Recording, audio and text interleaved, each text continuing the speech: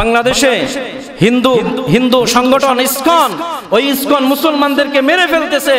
একজন আইনজীবী আলিফ তাকে মেরে ফেলছে, মসজিদে আক্রমণ করতে গেছে, সে বাধা দিতে গেছে, এই জন্য তাকে মেরে ফেলছে আইনজীবী। ইসকন নিয়ে সারা বাংলাদেশ আজকে উত্তাল।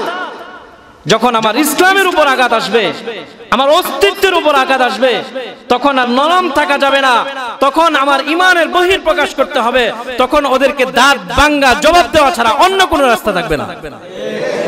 আজকে ইসকন যে অবস্থা শুরু করছে বাংলাদেশ, আজকে হেফাজতে ইসলাম সারা বাংলাদেশ মিছিল, আজকে ঢাকা থেকে মিছিল হবে, পল্টন থেকে। আমারও তো মন চাইছিল যদি আয়োজন করতে পারতাম, আমার মুসল্লিদেরকে নিয়ে আমরাও নয়নপুরে একটা মিছিল দিতাম। আমরা মিছিলের আয়োজন করে আসছি সৃষ্টুর বাজার থেকে।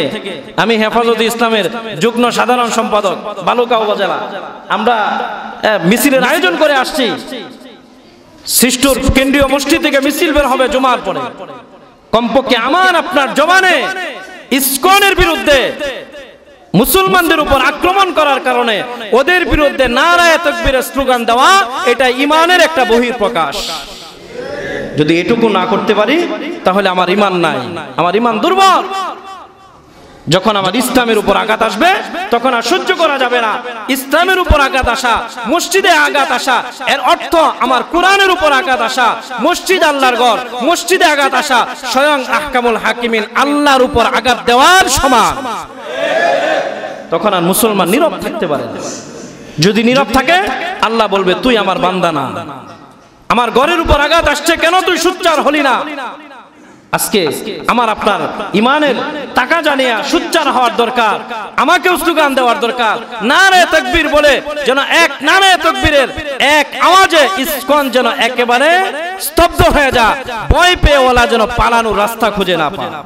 আমরা তো অসুস্থ, গত সপ্তাহ এই অসুস্থতা নিয়ে আলোচনা চলতেছে। শারীরিক রোগের যেরকম চিকিৎসা হয়, শারীরিক রোগ যেরকম আছে, আমার আপনার আল্লাহ তাআলা সবচেয়ে দামি বস্তু, সবচেয়ে দামি অঙ্গ একটা দান করছেন, সেটার নাম হলো কলব। আল্লাহ তাআলার কাছে ওই কলব নামক যে বস্তু, যে আল্লাহ তাআলা যে অঙ্গটা দান করছেন, আমার আপনার শরীরের যত অঙ্গ আছে সব অঙ্গের চাইতে আল্লাহর কাছে ওই অঙ্গের দাম অনেক বেশি। এই জন্য আল্লাহ তাআলা বলছেন ওই কলবের অসুস্থতা দূর করা, যারা কলবের অসুস্থতা দূর করে সুস্থ হয়ে যায়, আল্লাহ তাআলার কাছে তারা দুনিয়া আখেরাতে দামি মানুষ হয়ে যায়। আল্লাহ তাআলা আমাকে আপনাকে ওই দামি মানুষ হওয়ার জন্যই হায়াত দান করছেন, অন্য কোনো উদ্দেশ্য নাই। দুনিয়ার দালান কোঠা, বাড়ি গাড়ি, দুনিয়ার চাকচিক্য, দুনিয়ার শান শৌকত আল্লাহর কোনো কিছু উদ্দেশ্য না। আল্লাহ তাআলা আমাকে আপনাকে শুধুমাত্র কেবলমাত্র দুনিয়ার হায়াত দান করছেন, আর চতুর্দিকে নিয়ামত দেয়া বেষ্টনী করে রাখছেন।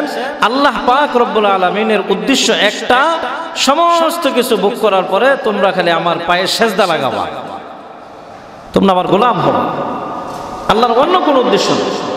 কিন্তু আজকে আমরা সব ভোগ করতেছি, শুধু আল্লাহর কদমে সেজদা লাগাইতে পারি না।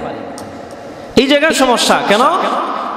আমরা যে অসুস্থ, এজন্য অসুস্থ কোনো বলা মানুষগুলির চিকিৎসা দেওয়ার জন্য আল্লাহ তাআলা দুনিয়ার হাসপাতাল আছে, শারীরিক রোগের চিকিৎসার জন্য ডাক্তার আছে, অনেক বড় বড় ডাক্তার। শারীরিক রোগের চিকিৎসা যে করে ডাক্তাররা, ওই চিকিৎসা বিজ্ঞান যে বই আবিষ্কার করছে, যেই বই পড়াশোনা করে ডাক্তার হয়, যে বই রিসার্চ করে গবেষণা করে মানুষের শারীরিক রোগের চিকিৎসা দেওয়া হয়, ডাক্তাররা চিকিৎসা দেয়। একটা ডাক্তার হওয়ার পিছনে অনেক চেষ্টা মুজাহাদা করে, অনেক পড়াশোনা করে ডাক্তার হয়। আমার সাথে বহু ডাক্তারের সম্পর্ক আছে। ময়মনসিংহ মেডিকেলের পাশেই আমি মসজিদের ইমাম ছিলাম 10 বছর। না হলেও 150 ডাক্তারের সাথে আমার সম্পর্ক আছে। প্রায় সময় ডাক্তাররা বলে যে হুজুর, ডাক্তারি পেশা না নিয়ে অন্য পেশা যদি নিতাম ভালো হতো, কারণ এত পড়াশোনা করা লাগে, বুড়া হয়ে গেছে, এখনো পড়াশোনা ছাড়া চিকিৎসা দিতে পারে না। কারণ রোগ তো দিন দিন বাড়তেছে, নতুন রোগ আবিষ্কার হচ্ছে, এমন রোগ আসতেছে, নতুন রোগ আসলে ওই রোগের নতুন চিকিৎসা, আবার নতুন করে পড়াশোনা করতে হয়, ওইটা ট্রিটমেন্ট কি দিবে আবার জানতে হয়। এরকমভাবে ডাক্তাররা শুধু মানুষের শারীরিক রোগের চিকিৎসা দেয়, আর ওই চিকিৎসা বিজ্ঞান গবেষণা করে যে বই আবিষ্কার করছে, যে বই পড়াশোনা করে, এটাকে আল্লাহর পক্ষ থেকে আসছে, মানুষ আবিষ্কার করছে, গবেষণা। ঠিক যেরকম শারীরিক রোগের চিকিৎসা দেওয়ার জন্য ডাক্তার আছে না, হার্টের ডাক্তার আলাদা, মেডিসিন ডাক্তার আলাদা, সার্জারি ডাক্তার আলাদা, গাইনি ডাক্তার আলাদা, এক একটা ভাগ আছে। ঠিক আল্লাহ পাক রব্বুল আলামিন আমার আপনার আত্মার রোগে, আমি আর আপনি যে রোগী, ওই আত্মার রোগের চিকিৎসা করবার জন্য আল্লাহ পাক রব্বুল আলামিন যুগে যুগে পয়গাম্বর পাঠাইছেন। সমস্ত পয়গাম্বররা আসার উদ্দেশ্য হলো মানুষের কলবের রোগের চিকিৎসা দেওয়ার জন্য আসছে, অন্য কোনো উদ্দেশ্য নেই। হযরত আদম আলাইহিস সালাম থেকে শুরু করে আমাদের নবী পর্যন্ত যত নবী রাসূল আসছেন, সমস্ত নবী রাসূলদের কাজ একটাই ছিল, মানুষের কলবকে পরিশুদ্ধ করে দেওয়া, কলবে যত রোগ জীবাণু আছে ওই রোগগুলির চিকিৎসা দেওয়া।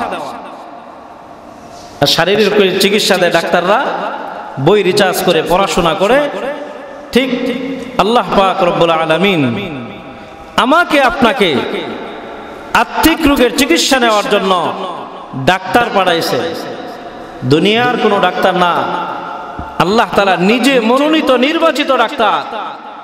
আদম আলাইহিস সালাম আসছেন দুনিয়া, এসে ওই আল্লাহ বলা মানুষগুলি যাদের কলবে আল্লাহ ছিল না, ওই আল্লাহর প্রেম আর মহব্বত, আল্লাহর ভালোবাসা প্রত্যেকটা মানুষের দিলের মধ্যে ঢুকায়া দেওয়ার জন্য, রোগ অন্তরের রোগগুলি বের করে সাফ করার জন্য, পরিষ্কার করার জন্য আদম আলাইহিস সালামকে প্রথম ডাক্তার হিসাবে আল্লাহ তাআলা বেগুনাহ মাসুম করে দুনিয়াতে পাঠিয়েছেন।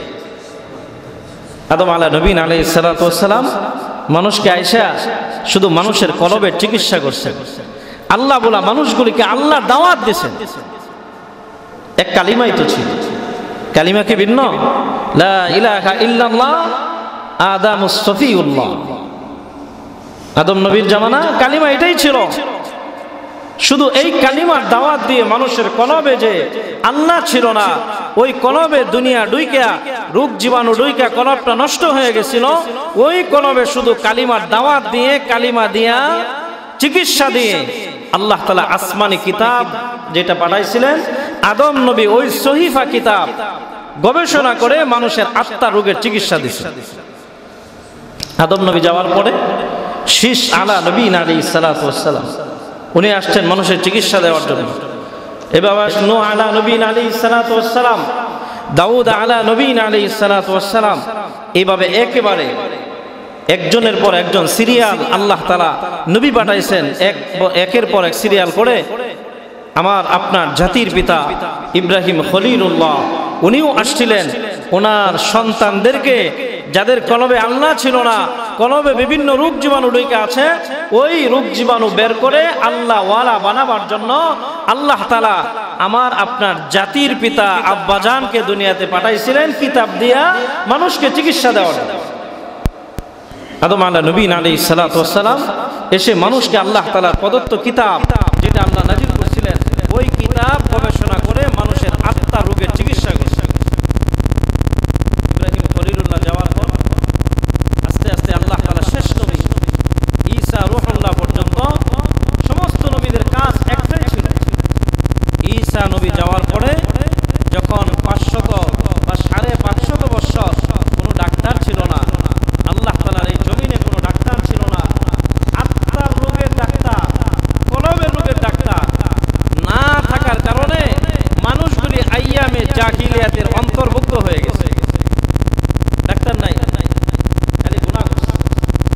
শারীরিক রোগ যেরকম আছে, জ্বর হয়, ঠান্ডা হয়, এরপরে টিউমার হয়, ক্যান্সার হয়, ডায়াবেটিস হয়, শারীরিক যেরকম রোগ আছে, আত্মার রোগ হলো মানুষের জীবনে গুনাহ।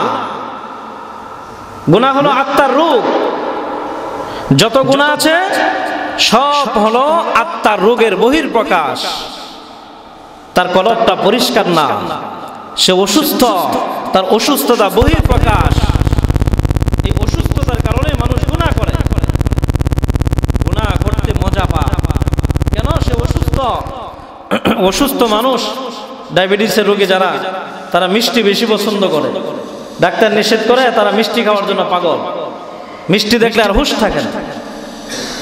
মানুষ, আমি আর আপনি আত্মার রোগী হওয়ার কারণে আজকে বিভিন্ন প্রকার রোগ, যত গুনাহ আছে, মৌলিক এক কথা, আমার আপনার জীবনে যত গুনাহ আছে সমস্ত গুনাহ হলো আত্মার রোগী।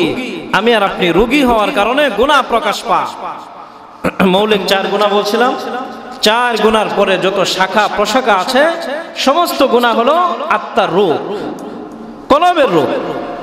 আজকে এই কলবের রোগী হওয়ার কারণে আমার আপনার জিন্দেগিতে আল্লাহ তাআলার পক্ষ থেকে আল্লাহ তাআলা রহমতের ফয়সালা করেন, আল্লাহ রহমত নাজিল করেন, সবাই রহমত প্রাপ্ত হয়, আমি আর আপনি রহমত থেকে বঞ্চিত হই। কেন? আমি আর আপনি যে রোগী, এই রোগের চিকিৎসা দরকার। আইয়ামে জাহিলিয়াত থেকে শুরু করে কিয়ামত পর্যন্ত আনেওয়ালা সমস্ত উম্মতের আত্মার রোগের চিকিৎসা করবার জন্য বিশ্ব কায়নাতের মানবতার দূত মুহাম্মদুর রাসূলুল্লাহ সাল্লাল্লাহু আলাইহি ওয়াসাল্লামকে আল্লাহ তাআলা জমিনে পাঠাইছেন। নবীর কাজ ছিল মানুষের রোগের চিকিৎসা করা, কলবের রোগের চিকিৎসা করছেন। আবু বকর একসময় অসুস্থ ছিল, আবু বকরকে চিকিৎসা দিয়েছেন, আর আবু বকর রাদিয়াল্লাহু আনহু চিকিৎসাটা গ্রহণ করছেন। আর গ্রহণ করার পরে আবু বকর সিদ্দিক দামি হয়ে গেছে। হযরত ওমর আইয়ামে জাহিলিয়াতের অন্যতম সদস্য ছিলেন। কেন? তার কলবে রোগ ছিল। যখন আল্লাহ তাআলা নবীকে পাঠাইলেন, নবীকে খালি খালি পাঠাইছেন চিকিৎসা করার জন্য ডাক্তার। নবী রুহের ডাক্তার, আত্মার ডাক্তার হিসাবে দুনিয়াতে আসছিলেন। আর আল্লাহ তাআলা মানুষের কলবের চিকিৎসা দেওয়ার জন্য আল্লাহ বলছেন, আমার হাবিব আপনাকে পাঠাইলাম, শুধু আপনি চিকিৎসা দিবেন কিভাবে, ওই চিকিৎসা দেওয়ার জন্য আমি কমপ্লিট 30 পারা কোরআন আপনাকে ওই কিতাব দিয়ে পাঠাইলাম। ওই কিতাব থেকে গবেষণা করে আপনি মানুষের আত্মা রোগের চিকিৎসা দিবেন। যারাই চিকিৎসা গ্রহণ করবে তারাই আল্লাহ ওয়ালা হয়ে যাবে। আল্লাহ তাআলা নবীকে চিকিৎসা দেওয়ার জন্য কিতাব দান করছেন 30 পারা কোরআন। আজকে আমরা কোরআনের চিকিৎসা গ্রহণ করি না। শারীরিক রোগের যেরকম চিকিৎসা বিজ্ঞান গবেষণা করে, বই গবেষণা করে শারীরিক রোগের চিকিৎসা দেয়, আমরা যেরকম ভাবে ডাক্তারের একটা ট্রিটমেন্ট দেয়, যেরকম মনে প্রাণে গ্রহণ করি, আজকে আমি আর আপনি শারীরিক সুস্থ একজন মুসলমান হওয়ার জন্য আমাকে আল্লাহ তাআলার পক্ষ থেকে যে ঔষধ দেওয়া হয়েছে কোরআন, ওই কোরআন রিসার্চ করে গবেষণা করে আল্লাহর হাবিব যে সকল ঔষধ দেয়া গেছেন, আমি আর আপনি ওই সকল ঔষধগুলি সেবন করতে রাজি না, করি না। না করার কারণে আমার জিন্দেগি চলতেছে উল্টা আর পাল্টা। জিন্দেগি গুছানো না, অগুছানো জিন্দেগি। নামাজ পড়লে পড়ি, না পড়লে না পড়ি। গুনাহ করতে এত মজা লাগে, চতুর্মুখী গুনাহ। তারপরেও নিজের ভিতরে কোনো সময় অনুশোচনা, কোনো সময় নিজের ভিতরে ভয় যে আমার হায়াত তো এটা শেষ না, আমাকে কবরে যেতে হবে। আমি যদি আমার আত্মার রোগের চিকিৎসা করে মুসলমান না হয়ে কবরে যাই, তাহলে আমার কবরটা আল্লাহ তাআলা সাপ আর বিচ্ছু দিয়া ভরপুর করে দিবেন। ওই সময় চিৎকার পারবো, আমাকে কবরের আযাব থেকে কেউ রক্ষা করতে পারবে। এজন্য আল্লাহ রাসূল সাল্লাল্লাহু আলাইহি ওয়াসাল্লাম বলছেন, আল্লাহর কাছে চাওয়া। আল্লাহ নবী দোয়া শিখাইছেন, আল্লাহুম্মা ওয়াফিকনা লিমা তুহিব্বু ওয়া তারদা মিনাল কওলি ওয়াল ফি'লি ওয়াল আমালি ওয়ান নিয়্যতি ওয়াল হাদি ইন্নাকা আলা কুল্লি শাইইন কাদির। আল্লাহর কাছে চাওয়া। নবী বলেন, আল্লাহর কাছে চাও। কেন তুমি আত্মার রোগের চিকিৎসা করতে পারো না? তুমি হেদায়েতের পথে কেন আসো না? কেন আসতে পারো না? কেন তোমার আল্লাহর জিকির জবানে ভালো লাগে না? তোমার জবানে মিথ্যা ভালো লাগে? তোমার জবানে গীবত শেখাত মজা লাগে? আল্লাহ আল্লাহ বললে ওয়ালা মানুষের অভাব। আল্লাহ বলাটা তোমার কাছে ভালো লাগে না, মিথ্যা বলা যতটুকুন তোমার কাছে মজা লাগে। আজকে মিথ্যা বলাটা আমার আপনার কাছে মনে হয় মিথ্যা যত বেশি বলতে পারে তত বেশি মনে হয় তার যোগ্যতা। গত সপ্তাহ মিথ্যা শাস্তি সম্পর্কে বলছি। মিথ্যা বলা আর একটা আত্মার রূপ কলবে রূপ হলো প্রতারণা করা। আজকে প্রতারকের অভাব নাই, আল্লাহর সাথেও প্রতারণা করে, আল্লাহকেও ধোঁকা দিতে চায়। আল্লাহ বলছেন বান্দা ধোঁকা দেও, সমস্যা নাই, কয়দিন যাবা।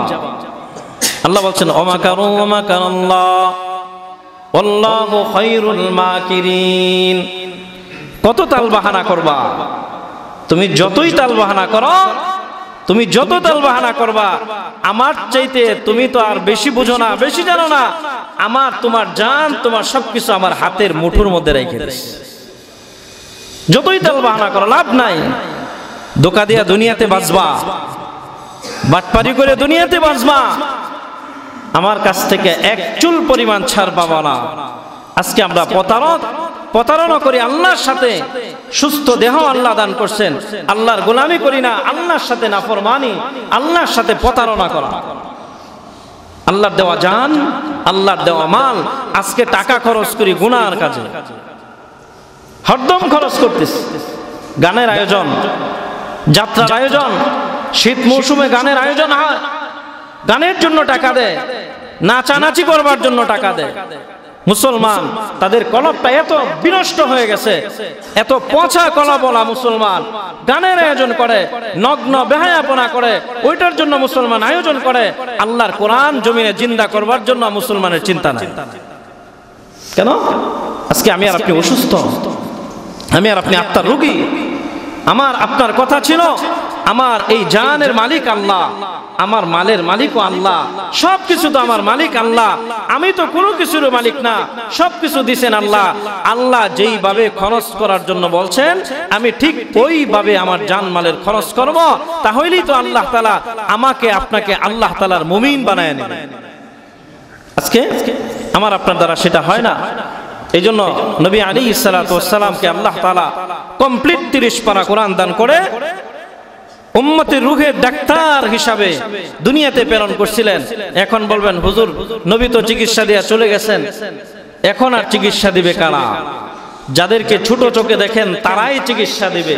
নবী বলে গেছেন ইন্নাল উলামা ওয়ারাসাতুল আম্বিয়া ওয়া ইন্নাল আম্বিয়া আলাম ইউরিসু দিনারা ওয়ালা দিরহামা। ইন্নাল উলামা, নবী বলছেন আমি চলে যাইতেছি, কিন্তু আমাকে দিয়ে আল্লাহ যে কিতাব পাঠাইছেন তোমাদের চিকিৎসা দেওয়ার জন্য কিতাব রেখে গেলাম। ওই কিতাব গবেষণা করে আমার উম্মতের সর্দার যারা মুহাক্কিক আলেম তারাই তোমাদেরকে চিকিৎসা দিবে।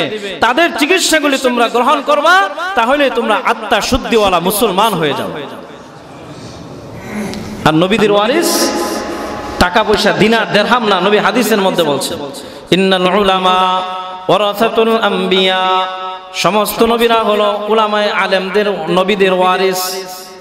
ইন্নাল উলামা, নিশ্চয়ই সমস্ত নবীদের ওয়ারিস উলামায়ে কেরাম। শুধু আমাদের নবীর কথা বলা হয় না, যে মুহাম্মদুর রাসূলুল্লাহ সাল্লাল্লাহু আলাইহি ওয়াসাল্লামের ওয়ারিস উলামায়ে কেরাম, এটা বলা হয় নাই। সমস্ত নবীদের ওয়ারিস উলামায়ে কেরাম।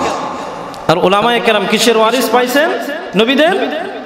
ইন্নাল উলামা ওয়ারাসাতুল আম্বিয়া ওয়া ইন্নাল আম্বিয়া আলাম ইউরিসু দিনারা ওয়ালা দিরহামা। টাকা পয়সা দিনার দিরহাম না, আল্লাহ তাআলার আসমান থেকে নাজিলকৃত যত কিতাব আছে সমস্ত কিতাবের ওয়ারিস উলামায়ে কেরাম। আল্লাহ নবী বলছেন আমি চলে গেলাম, আমার উম্মতের মধ্যে যারা উলামায়ে কেরাম আছে তোমরা তাদের দিক নির্দেশনা মানবা, তাদের কথাগুলি মানবা। তারা কোরআন ও হাদিস অনুযায়ী তোমাদেরকে যে দিক নির্দেশনা দিবে ওইটা অনুসরণ করবা, তাহলে ময়দানে মাশরে আমি নবীর সাথে তোমাদের সাক্ষাৎ হয়ে যাবে। আজকে আমরা সেটা করি না। আজকে তো কোরআন আমার আপনার কাছে, কোরআনটা বিরান, কোরআন তো বিরান। আজকে কোরআন আমরা অনুসরণ করি না। এজন্য আমি ঔষধ বিতরণ করতেছিলাম আমার তরফ থেকে না, আল্লাহ নবী যে ঔষধ দিয়ে গেছেন আমার আপনার রূহের চিকিৎসা করবার জন্য। গত সপ্তাহ রোগ বলছি অনেকগুলি, চিকিৎসা দিতে পারি নাই, সময় শেষ। আজকে শুধু দেব চিকিৎসা। গত সপ্তাহ বলছিলাম মিথ্যা, জিনা। এরপরে এর আগের সপ্তাহ বলছি, গত সপ্তাহ বললাম জিনা, সুদ, মিথ্যা, এলেম আছে তারপরে আমল করে না। আজকে নতুন করে আরেকটা বললাম প্রতারণা করা, আরেকটা হলো জুলুমবাজি করা, জুলুম করা, গুনাহে কবিরা। আজকে গুনাহে কবিরাকে আমরা কবিরা মনে করি না, সগীরাও মনে করি না। আজকে আমার আপনার জীবন থেকে গুনাহগুলি যখন দূর হবে, আত্মার রূপ হলো সমস্ত গুনাহ, সেটা কবিরা হোক সগীরা হোক। সাপ যেরকম বড় সাপ ক্ষতিকর, ছোট সাপও এরকম ক্ষতিকর।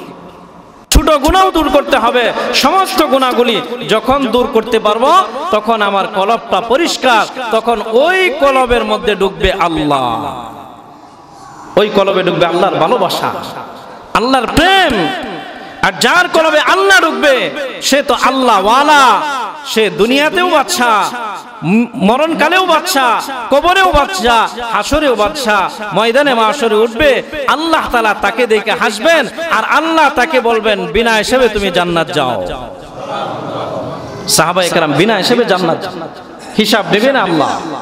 এজন্য আল্লাহর কাছে চাওয়া। নবী দোয়া শিখাইছেন, আল্লাহুম্মা ওয়াফফিকনা লিমা তুহিব্বু ওয়া তারদা মিনাল কওলি ওয়াল আমালি ওয়াল ফি'লি ওয়ান নিয়্যাতি ওয়াল হাদি ইন্নাকা আলা কুল্লি শাইইন কাদির। আল্লাহ সবকিছুর মালিক, সবকিছু ক্ষমতা কার হাতে? আল্লাহ। আল্লাহ বলছেন আমার কাছে চাও। তোমার জবানটা খালি গুনার মধ্যে লিপ্ত হয়, নেক কাজ করতে পারো না জবানের দ্বারা, আমার কাছে বলো আল্লাহ আমার জবানটা যেন সঠিক কাজে খরচ করতে পারি, তুমি আমাকে তৌফিক দিয়ে দাও। আল্লাহ আমার কাজকর্মগুলি যেন উল্টাপাল্টা না হয়, আমার জীবনের প্রতিটা কাজ তোমার হাবিব মুহাম্মদুর রাসূলুল্লাহ সাল্লাল্লাহু আলাইহি ওয়াসাল্লামের সুন্নত তরিকা যেন হয়ে যায়, আমার কাজকর্মগুলি তোমার নবীর সুন্নত মোতাবেক বানায় দাও। এজন্য আল্লাহর কাছে দোয়া করা, নবী দোয়া শিখাইছেন। এজন্য আমি আর আপনি আমার আপনার আত্মার চিকিৎসা করব। শারীরিক রোগের চিকিৎসা করা যেরকম জরুরি, আত্মার রোগের চিকিৎসা করা খালি জরুরি না, ফরজে আইন, ফরজে আইন। এজন্য আত্মার চিকিৎসা করা। নবী আলাইহিস সালাতু ওয়াস সালাম, আমি বিসমিল্লাহ থেকে শুরু করছিলাম, বিসমিল্লাহর আংশিক তাফসীর 2 দিন বলছি, আজকে আরেকটু বলবো। আমি এক জায়গায় কোরআন তাফসীর করি প্রতি বুধবার, বিসমিল্লাহ নিয়ে আলোচনা করতেছি। আজকে কয়েক মাস আমি বলছি, 1 বছর যদি বিসমিল্লাহর তাফসীর করি, তারপরেও বিসমিল্লাহর তাফসীর শেষ করা আমার পক্ষে সম্ভব। শুধু বানিয়া তাফসীর করতেছি, কয়েক মাস চলতেছে। তো আজকে বিসমিল্লাহ দেয়া শুরু করব। আল্লাহ ঔষধ দান করছেন। কোরআনের প্রথম কি? বিসমিল্লাহ। বিসমিল্লাহ থেকে শুরু। বিসমুল যে শব্দটা আছে, পুরা 30 পারা কোরআনে বিসমি এই শব্দটা আছে 19 বার। পুরা 30 পারা কোরআনে আল্লাহ 19 বার এই বিসমি শব্দটা আল্লাহ তাআলা কোরআনের মধ্যে দিয়েছেন। এরপরে আল্লাহ, আল্লাহ হলো আল্লাহর জাতি নাম, আল্লাহর সিফতি নাম আছে অনেক, গুণবাচক নাম অনেক, যেটা আসমাউল হুসনা আমরা জানি 99 নাম। আল্লাহর হাবিব বলছেন না, শুধু আল্লাহর নাম 99 নাম হলো গুণবাচক, আর একটা হলো জাতি নাম, তাহলে মোট কয়টা হলো 100। আল্লাহর হাবিব বলছেন না, এছাড়াও আল্লাহর অনেক গুণবাচক নাম আছে যেটা কোরআন হাদিসে আল্লাহ তাআলা দেয় নাই। নবী বলছেন ময়দানে মাশরে আল্লাহ তাআলার কাছে আমি যখন আমার উম্মতের জন্য সুপারিশ করব, তখন আল্লাহ তাআলার কোন গুণবাচক নাম নিয়ে ডাকবো সেটা আল্লাহ আমাকে এখনো পর্যন্ত জানায়া দেয় নাই। নবী বলছেন আমি জানি না এখন, সেটা আল্লাহ জানাবে হাসরের ময়দানে। দুনিয়াতে আমিও জানতে পারবো না। নবী আমার আপনার জন্য সুপারিশ করবে না, সেই নবীর সুন্নাত মানি না। নবী আমার আপনার জন্য শাফায়াতে কুবরা, আকিমিস সালাতা লিদুলুকিশ শামসি ইলা গাসাকিল লাইলি ওয়া কুরআনাল ফাজর ইন্না কুরআনাল ফাজরি কানা মাশহুদা ওয়া মিনাল লাইলি ফাতাহাজ্জাদ বিহি নাফিলাতাল লাক আসা আন ইয়াবআসাকা রাব্বুকা মাকামান মাহমুদা। নবী বলছেন আসা আন ইয়াবআসাকা রাব্বুকা মাকামান মাহমুদা। আমার উম্মত তোমরা আমাকে ভুলে গেলা, আমি হাসরের ময়দানে তোদেরকে ভুলবো না। কবরেও বলি নাই, হাসরের ময়দানে তোদের জন্য আমি সুপারিশ করব। আল্লাহ আমাকে নিয়ামত দান করছেন, আমি শাফায়াতে কুবরা, আমি মাকামে মাহমুদে যাব, যা আমি আল্লাহর প্রশংসা করব। কি নাম নিয়ে আল্লাহকে ডাকবো, এখনো আল্লাহ ওই শব্দগুলি আমাকে জানায়া দেয় নাই। নবী আমার আপনার জন্য সুপারিশ করি, কিন্তু আজকে আমি আর আপনি নবীর আদর্শ মানি। এজন্য আমার আপনার আল্লাহ তাআলা হলো আল্লাহর জাতি নাম বিসমিল্লাহর মধ্যে যেটা আছে। আমি যদি এক কিনার থেকে জিজ্ঞাসা করি, জীবনে অনেক বয়ান শুনছেন, আল্লাহ শব্দটা শুদ্ধ করে বলেন, আল্লাহ জানে কয়জনের ভুল হয়। আল্লাহ লামটা মোটা হবে, আল্লাহ শব্দের লাম পুর হবে। আল্লাহ আল্লাহ আল্লাহ আল্লাহ, আমরা জিজ্ঞাসা আল্লাহ আল্লাহ শুদ্ধ না ভুল? কি বলেন? ভুল। আমি যদি একজনকে ডাকি, আমার পরম বন্ধু, তার নামটা যদি শুদ্ধ করে না ডাকি, সে বলবে তুই কিসের বন্ধু আমার, তুই নামটাই আমার উচ্চারণ করতে পারিস। আজকে আল্লাহ বলে আল্লাহকে ডাকতে পারি না। কি নিয়ে এত অহংকার আর গর্ব করি আমি আর আপনি? আমার হায়াত চলতেছে, আল্লাহর অসংখ্য অগণিত নিয়ামত ভোগ করতেছি, ওই মালিকের নামটা শুদ্ধ করে জবানে উচ্চারণ করতে পারি না, আল্লাহ বলে ডাকতে পারি না, আল্লাহ নামটাও ভুল হয়। আজকে আমার আপনার এত দুর্দশা। এজন্য আল্লাহ নামটা শুদ্ধ করে শিখা। ইমাম সাহেবের কাছে আসবেন, এসে শিখবেন যে হুজুর আমার আল্লাহটা শুদ্ধ হয় কিনা, আমি যে মালিককে ডাকতেছি আমার মালিকের ডাকটা শুদ্ধ হয় কিনা। আল্লাহ হলো আল্লাহর জাতি নাম, আল্লাহর গুণবাচক নাম আছে অনেক, 99টা আছে আসমাউল হুসনার মধ্যে। আল্লাহ তাআলার জাতি নামে কেউ কারো বাচ্চার নাম রাখে? দুনিয়াতে কেউ কোনো হাম্মক আছে নাম রাখে আল্লাহ? কোনো বাচ্চার নাম রাখে আল্লাহ? রহমান রাখে, তাই না? রহমান, রহিম এগুলি রাখে না? আর একটা মাসালা বলে দিই, আল্লাহর গুণবাচক যত নাম আছে সমস্ত নামের মধ্যে আব্দুন শব্দ ব্যবহার করা ছাড়া কেউ যদি আল্লাহর গুণবাচক নাম রেখে নিজের সন্তানকে রহমান ডাকে, রহিম ডাকে, আল্লাহর সাথে শিরিক পর্যায়ের গুনাহ হয়। আপনি আল্লাহর গুণবাচক নাম রাখবেন ভালো, আপনার সন্তানকে ডাকতে হবে আব্দুর রহমান। কোন সময় রহমান ডাকতে পারবেন না, রহমান তো আমার মালিক আল্লাহ। রহিম ডাকতে পারবেন না, রাজ্জাক কাউকে রাজ্জাক বলে ডাকতে পারবেন না, ডাকতে হবে আব্দুর রাজ্জাক। কাউকে মালিক বলে ডাকা যাবে না, আব্দুল মালিক। কারো নাম খালেক, খালেক ডাকা যাবে না, আব্দুল খালেক। এভাবে আল্লাহর যত গুণবাচক নাম আছে সব নামের শুরুতে থাকবে কি আব্দুন, আল্লাহর গোলাম, রহমানের গোলাম অমুক, রাজ্জাকের গোলাম অমুক।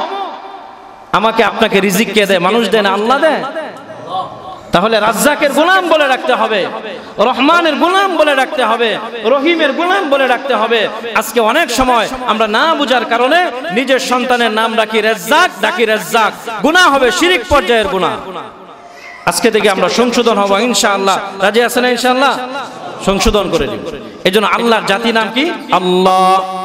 বসে বসে জিকির করবেন মোহাব্বতের সহিত, আল্লাহ আল্লাহ আল্লাহ আল্লাহ, আল্লাহকে ডাকবেন, আল্লাহ রাজি আর খুশি হবেন।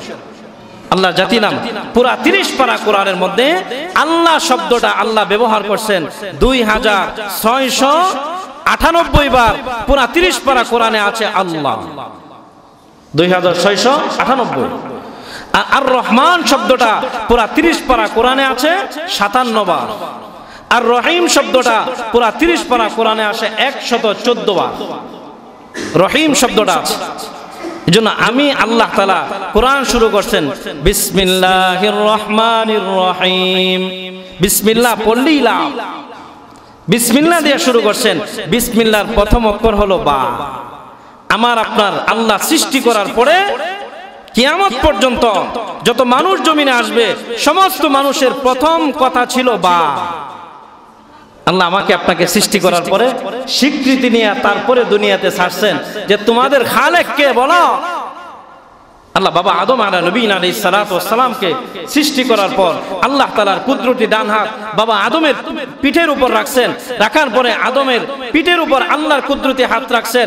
আল্লাহর হাতের নিচ থেকে বাবা আদমের পৃষ্ঠদেশ থেকে যত মানুষ বের হয়ে আসছে সমস্ত মানুষগুলি কিয়ামত পর্যন্ত হবে নেককার আল্লাহওয়ালা। আল্লাহ তাআলা আবার আল্লাহর কুদরতি বাম হাত আদম নবীর পিঠের উপর রাখছেন। ওই বাম হাত থেকে যারা বের হয়ে আসছে তারা হলো পাপিষ্ঠ, কাফের, বেঈমান, অমুসলিম, আল্লাহর একত্ববাদের বিশ্বাসী না, ওরা হবে জাহান্নামী। আল্লাহ তাআলা সকলকে একসাথে বের করে ডান হাতের নিচ থেকে যারা আসছে, বাম হাতের নিচ থেকে যারা আসছে, আল্লাহ নবী হাদিসের মধ্যে বলেন তা সকলকে একত্রিত করে আলমে আরওয়াহের মধ্যে আল্লাহ প্রথম প্রশ্ন করছিলেন, আলাস্তু বিরাব্বিকুম, আমি কি তোমাদের প্রভু না? সকলে এক বাক্যে আমরা উচ্চারণ করছিলাম, ক্বালু বালা, হ্যাঁ আপনি আমাদের প্রভু, আপনি আমাদের খালেক, আপনি আমাদের সৃষ্টিকর্তা। আমরা স্বীকৃতি দিয়ে আসছি। ওই দিন আল্লাহ তাআলা আমার আপনার জবানের প্রথম কথা বের করছেন, ওই কথাটা কি?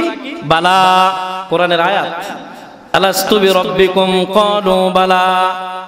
এই বালা শব্দের প্রথম অক্ষর কি? বা। আমার আপনার জবানের প্রথম শব্দ হলো বা। বিসমিল্লাহর প্রথম অক্ষর কি? বা। আল্লাহ নবী বলছেন আমার কোন উম্মত যদি এই বা শব্দ, যেটা হা বলে আসছিল, এই হার উপর তার পুরা জিন্দেগি যদি চালাইতে পারে তাহলে ইহকাল পরকাল দামি হবে। আল্লাহ তাআলা আমার সাহাবীদের সাথে তাদেরকে বিনা হিসেবে জান্নাতের পারমিশন দিয়ে দিবে। তাহলে আমাদের হার উপর থাকতে হবে আমাদের সৃষ্টিকর্তাকে আল্লাহ। এই কথার উপর ইস্তেকামত থাকতে হবে কোন পর্যন্ত? আজরাইল আসার আগ পর্যন্ত। 2 নম্বর তাফসীরের কিতাবের মধ্যে লেখছেন বাটা বিসমিল্লাহ শুরুতে প্রথম আনার কারণ কি? কোরআনের প্রথম অক্ষর হলো বা, আর কোরআনের শেষ অক্ষর হলো সিন। কোরআনের শেষ অক্ষর কি? সিন। মিনাল জিন্নাতি ওয়ান নাস, প্রথম শেষ অক্ষর কি? সিন। আল্লাহ তাআলা তাফসীরের কিতাবের মধ্যে মুফাসসিরিনে কেরাম লেখেন প্রথম অক্ষর হলো বা, শেষ অক্ষর হলো সিন।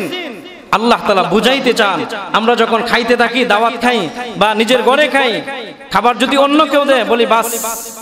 বাস মানে কি? আর লাগবে না, হয়ে গেছে, পরিপূর্ণ, বাস, যথেষ্ট। আল্লাহর হাবিব বলছেন, মুফাসসিরিনে কেরাম তাফসীরের কিতাবের মধ্যে বলছেন একজন মুমিন তার জীবন কোরআনের উপর হবে বাস, তার জিন্দেগি হবে কোরআনের উপর আকফা। 30 পারা কোরআনই তার জিন্দেগি সব। সে যদি তার জীবনের সংবিধান বানা কোরআন, যে কোরআন যা বলে করব, কোরআন যা বলে না করব না, কোরআন যা নিষেধ করে নিজেকে বাঁচাবো, আর কোরআন যা বলে করব, যদি এই 2 বাস শব্দের উপর নিজেকে অক্ফ করতে পারে, আল্লাহ তাআলা ময়দানে মাশরে হিসাব চাবে না, তাদেরকেও বিনা হিসেবে জান্নাত দিয়ে দেবে।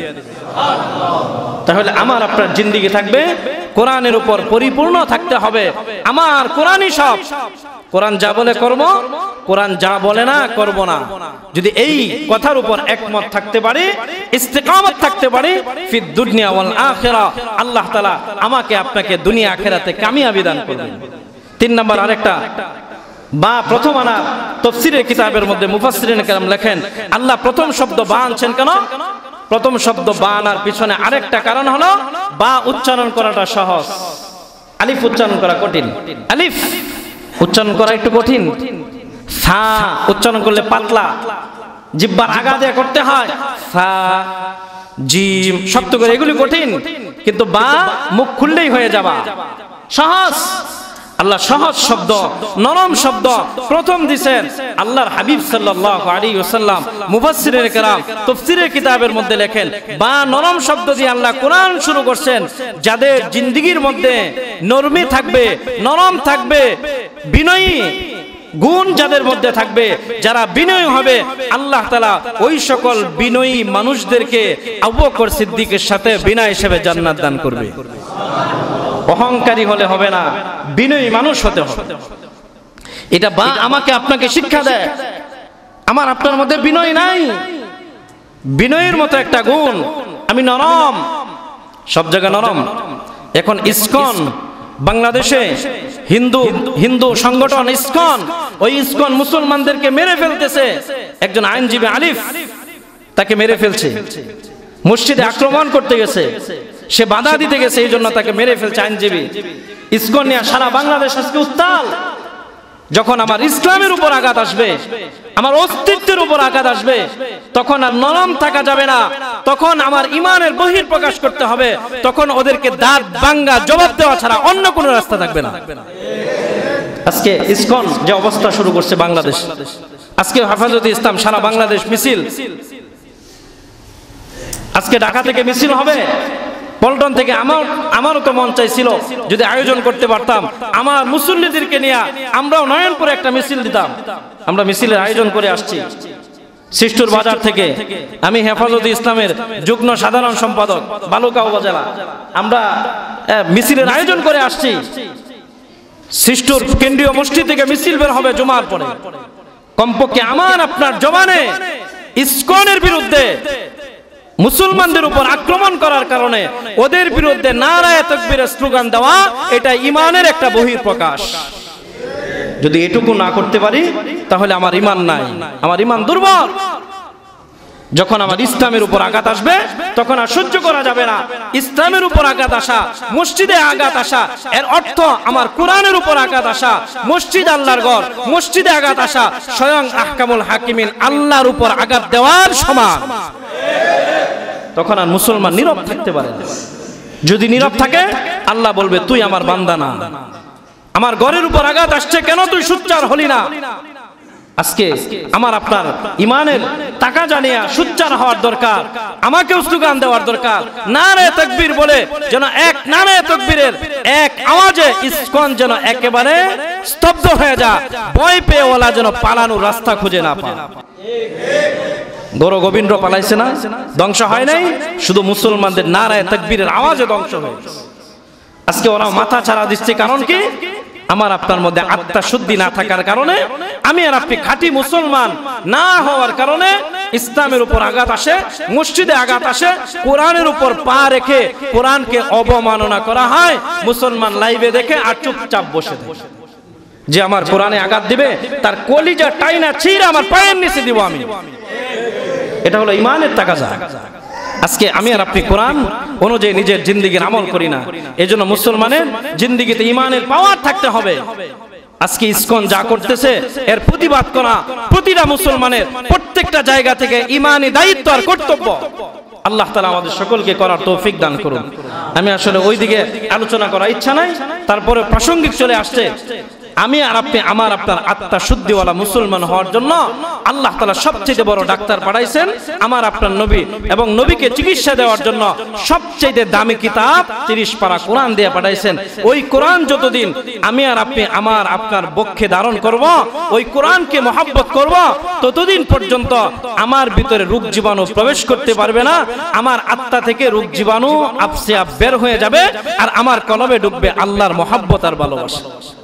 ওই কোরআন নিজে পড়বো, নিজের ছেলে মেয়েকে পড়াবো, নিজের দায়িত্ব নিজে পড়া, নিজের ছেলে মেয়েকে কচি কাঁচা বয়সে কোরআনের তালিম দেওয়া।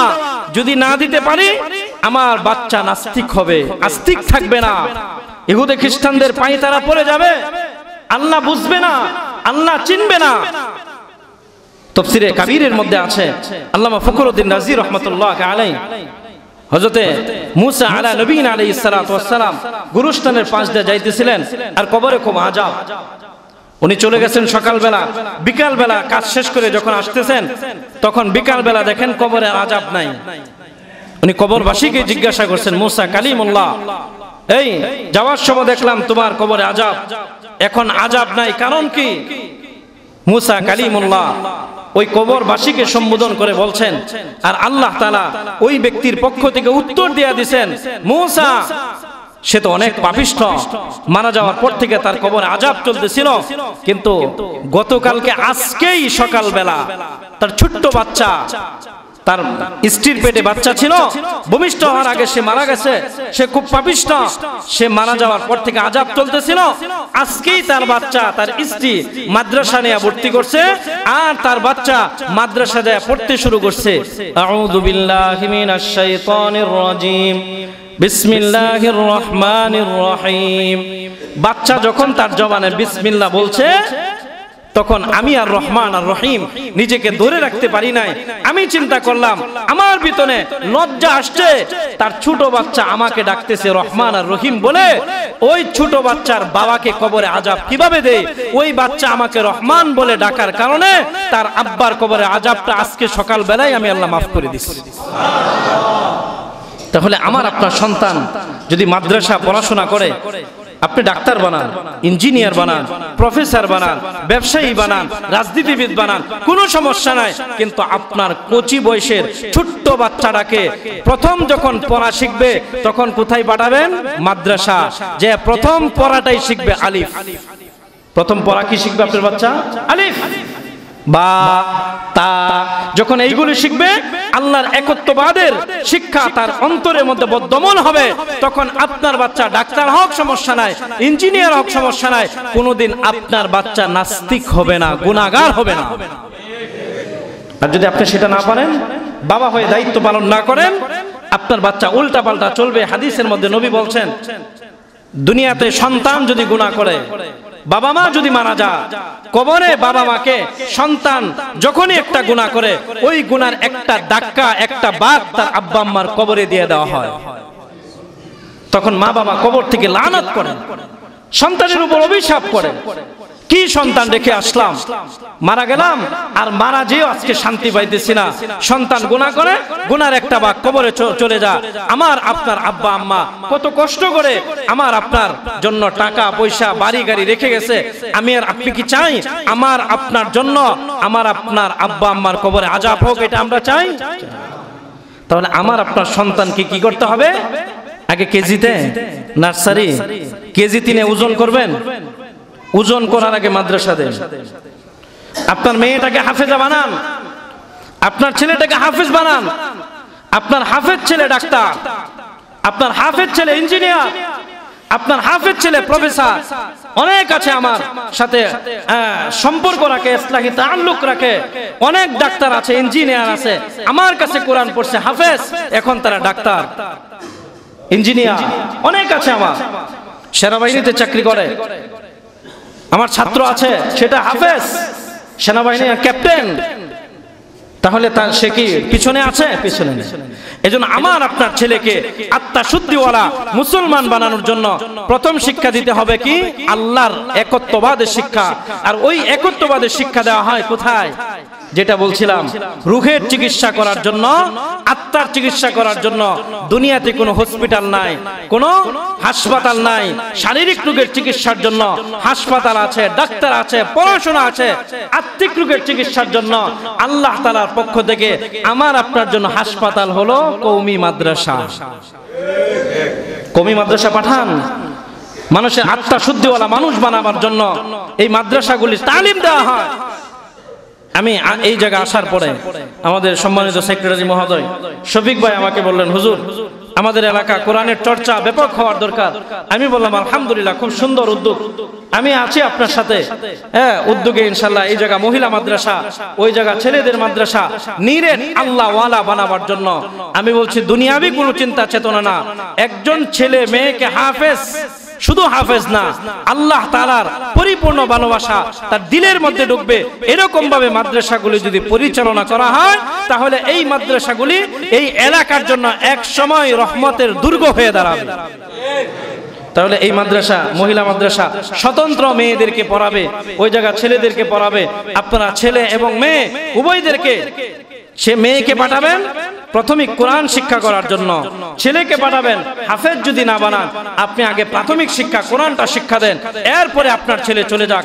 এখন মাদ্রাসার সিলেবাস বাংলা, ইংরেজি, গণিত সব পড়ানো হয়। আপনার বাচ্চা 4র্থ শ্রেণী পর্যন্ত পড়ে 5ম শ্রেণী স্কুলে যায় পরীক্ষা দিতে পারবে, এমন ব্যবস্থা করা আছে। আপনি ইচ্ছা করলেই পারেন আপনার এই ছোট বাচ্চাটার দিমাগে আলিফ থেকে শুরু করে আল্লাহর পরিচয় পরিপূর্ণ দিয়ে তারপরে আপনি ডাক্তার বানান। আপনারা করবেন ইনশাআল্লাহ। ছেলে মেয়ে অনেক বড় আমানত, আমানতের রক্ষা করা, আমানতের খেয়ানত না করা। এই মহিলা মাদ্রাসা তালিম দেওয়া হবে, পর্দা পুশিদা শিক্ষা দেওয়া হবে, দিন শিক্ষা দেওয়া হবে। আপনার মেয়ে যদি দিনদার হয়, আল্লাহ ওয়ালা হয়, আম্মাজান আয়েশার সাথে জান্নাতে যাওয়ার সৌভাগ্য অর্জন করবে। তখন বাবার পিছনে থাকবে না, মেয়েটাই না বাবাকে নিয়ে বিনা হিসাবে জান্নাত যাবে।